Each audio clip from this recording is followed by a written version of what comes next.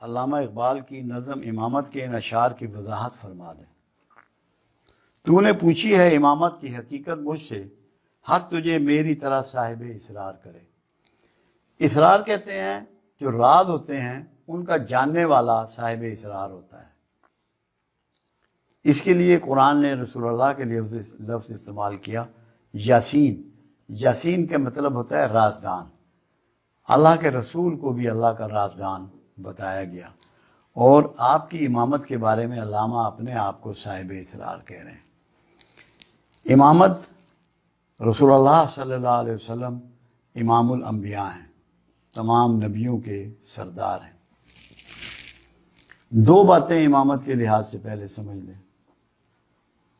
اللہ نے اپنے رسول کو کہا کہ تو اگر تند خو ہوتا تو یہ سب تیرے پاس سے بھاگ گئے ہوتے۔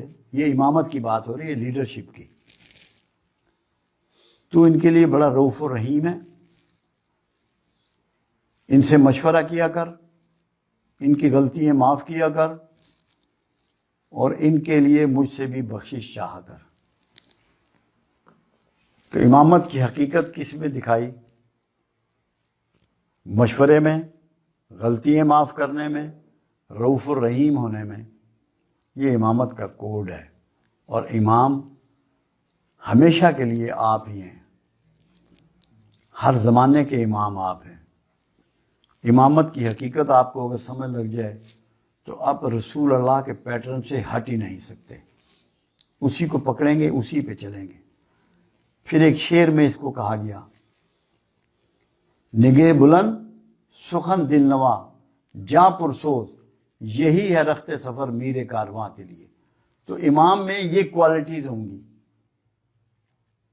بلندی پہ نگاہ ہوگی، آسمانوں پہ نگاہ ہوگی، عقابی نگاہ ہوگی، دور رس نگاہ ہوگی، مستقبل میں جھانکنے والی نگاہ ہوگی، مستقبل کے علوم کو جاننے والی نگاہ ہوگی۔ تب امامت کا حق ادا ہوگا، اور سخن دل نواز ہوگا، درست لہجہ نہیں ہوگا، کرس لہجہ نہیں ہوگا، فحش لہجہ نہیں ہوگا، سختی والا لہجہ نہیں ہوگا، دل نواز ہوگا، جو دل میں گھس جائے، جس کو دل اندر سے قبول کر لے، ایسی گفتگو کرنے والا ہوگا۔ یہ امام کی کوالٹیز بتائی جا رہی ہیں۔ جب تک کوالٹیز آپ کو نہیں پتا ہوگی کس کو امام مانیں گے؟ جاں پرسوز، جس میں دوسروں کا درد بھرا ہوگا۔ جو درد سے آشنا نہیں ہے وہ امامت کا حقدار نہیں ہے۔ امامت کے لیے ضروری ہے کہ تمام مخلوق کا درد سے آشنا ہو، ان کی تکلیف کو اپنے اندر محسوس کرے۔ بڑا ہونے کے لیے، امام ہونے کے لیے یہ ضروری۔ جاں پرسوز، سخن دل نما جاں پرسوز، آپ کے اندر گداز ہو۔ سوز گداز کو کہتے ہیں، نرمی، خاص قسم کی نرمی۔ یہ کوالٹیز بتائی جا رہی ہیں۔ یہ کوالٹیز اللہ کے رسول صلی اللہ علیہ وسلم میں تمام بابتہ موجود تھی۔ آپ ہی امام ہیں۔ اور پھر یہ کہا جا رہا ہے، وہی تیرے زمانے کا امام برحق، جو ان خوبیوں سے متصف ہوگا وہ تیرے زمانے کا امام برحق ہوگا۔ امام سے مراد یہاں لیڈر ہے، لیڈرشپ، کیونکہ بغیر لیڈر کے تو یہ بھی حکم نہیں ہے کہ 3 آدمی سفر کر رہے ہیں تو ایک کو لیڈر بنا لو، تاکہ اوبیڈینسی تمہارے ساتھ لے کے چلے۔ اگر اوبیڈینٹ ہوگے تو تمہارے گول اچیو ہوں گے۔ اگر تم غیر فرما بردار ہو، اپنے لیڈر کی فرما برداری جو نہیں کرتا وہ اللہ کا بھی فرما بردار نہیں ہوتا۔ یہ کوڈ میں لیڈر کے ریفرنس سے اللہ کی فرما برداری علامہ آپ کو سکھانا چاہتے ہیں، جو تجھے حاضر و موجود سے بیدار کرے۔ کیونکہ ہر لیڈر جو اچھا لیڈر ہے، جو سچا لیڈر ہے، وہ روایات پہ چلنے والا نہیں ہوتا۔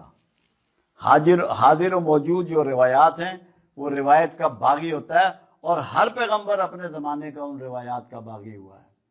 اس نے وہ بات دی ہے جو اس زمانے میں لاگو نہیں تھی، مستعمل نہیں تھی۔ پیغمبر نے وہ بات آپ کو دی اور پھر وہاں سے انقلاب پھوٹے. ہر پیغمبر انقلابی ہوا ہے، ہر پیغمبر امام ہوا ہے. آپ امام الانبیاء ہیں. جتنی ٹیچنگ پیغمبروں سے آئی ہے وہ ساری ٹیچنگ اللہ کے رسول صلی اللہ علیہ وسلم کو عطا کی گئی ہے، مجتمع کی گئی ہے آپ کی ذات میں. تو جو روایت چل رہے ہیں، جو باتیں چل رہی ہیں، اس سے آپ کو جو بیگانہ کر دے، جو صرف آپ کو اللہ اور رسول کی راستے پر فرما برداری کی طرف گامزن کر دے، وہ بندہ ہمیں چاہیے. اگر وہ تجھے مل جائے تو پھر یہ سارے للے تللے ختم کر دے اور اس کا بازو پکڑ لے.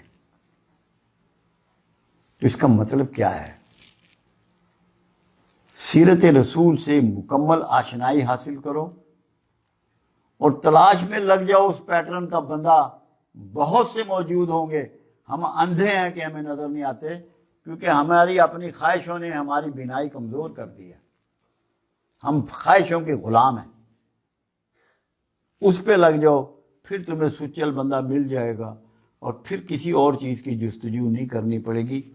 اور امامت، جب یہ اخلاق آپ میں پیدا ہو جائیں گے تو یونیورس کی امامت آپ ہی کو انجام دینی ہے. آپ میں وہ شخص آ جائے گا، نگہ بلند سخن دل نوا جہاں پرسوز، یہی ہے رخت سفر میر کارواں کے لیے. علامہ اس کی نشاندہی کر رہا ہے اور آپ کا کام ہے کہ اس کی تلاش میں لگ جائیں. کسی چیز کی تلاش کہاں سے شروع ہوتی ہے؟ امام کو گلیوں کوچوں میں ڈھونڈو گے، بازاروں میں ڈھونڈو گے، ہوٹلوں میں ڈھونڈو گے، دفتروں میں ڈھونڈو گے. اس کی کوالٹی کو تلاش کرو پہلے اپنے اندر. اپنا کتھارسس کرو، اپنی مانیٹرنگ کرو کہ تم اس قابل ہو کہ تمہیں یہ امام مل جائے. فرسٹ ڈیزرو دین ڈیزائر. اس کے بعد جستجو میں نکلو، اللہ تمہیں ضرور دے گا اور زمانے میں تمہیں عزت و توقیر بھی عطا کرے گا. اپنا کھوج پہلے لگاؤ تو پھر تمہیں امام وقت بھی مل جائے.